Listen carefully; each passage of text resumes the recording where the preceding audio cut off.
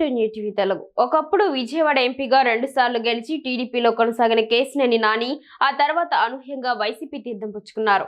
అంతేకాదు తనకు 2 సార్లు టికెట్ ఇచ్చి గెలిపించిన చంద్రబాబు, లోకేష్ పైన నిప్పులు చెరిగారు. తిరిగి వైసీపీ నుంచి ఎంపీగా పోటీ చేసి విజయవాడలో హ్యాట్రిక్ కొట్టాలనుకున్నారు. కానీ సీన్ రివర్స్ అయింది.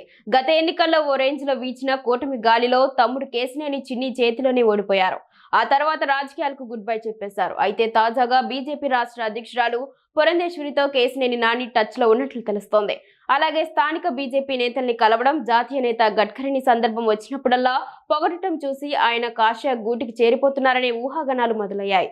దీనిపై ఆయన స్వయంగా క్లారిటీ ఇచ్చారు. తన ప్రజాసేవ కొనసాగుతుందంటూ ఓ ప్రకటన విడుదల చేశారు. ఇటీవలి మీడియా ఊహాగానాలకు ప్రతిస్పందనగా తన రాజకీయ రిటైర్మెంట్ గురించి మరోసారి తన వైఖరిని స్పష్టం చేస్తున్నానంటూ కేశినేని ఓ ప్రకటన చేశారు.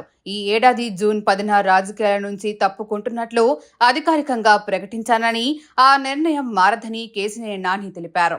అయితే ప్రజలకు సేవ చేయడానికి రాజకీయాల్లో ఉండాల్సిన అవసరం లేదని తాను హృదయపూర్వకంగా నమ్ముతున్నట్లు తెలిపారు. ప్రజాసేవ అనేది జీవితాంతం నిబద్ధత అని, కుల, మత, రాజకీయాలకు అతీతంగా ఉంటుందని కేశినేని తెలిపారు. విజయవాడ పార్లమెంట్ నియోజకవర్గ ప్రజల సంక్షేమం కోసం నిరంతరం కృషి చేస్తానన్నారు. సమాజానికి తన సేవ ఏ రాజకీయ పార్టీతో లేదా పదవితో ముడిపడి లేదన్నారు. కానీ విజయవాడలోని తన తోటి పౌరుల శ్రేయస్సు కోసం తన లోతైన అంకిత భావంతో ముడిపడి ఉందన్నారు. తన రాజకీయ పునరాగమనానికి సంబంధించి ఎలాంటి నిరాధారమైన వార్తలను పట్టించుకోవద్దని ఆయన అందరినీ కోరారు.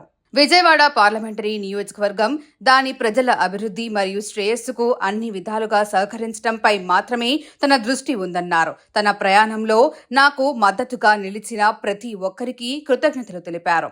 అదే అభిరుచి, నిబద్ధతతో తన సేవను కొనసాగించడానికి ఎదురు చూస్తున్నట్లు తెలిపారు.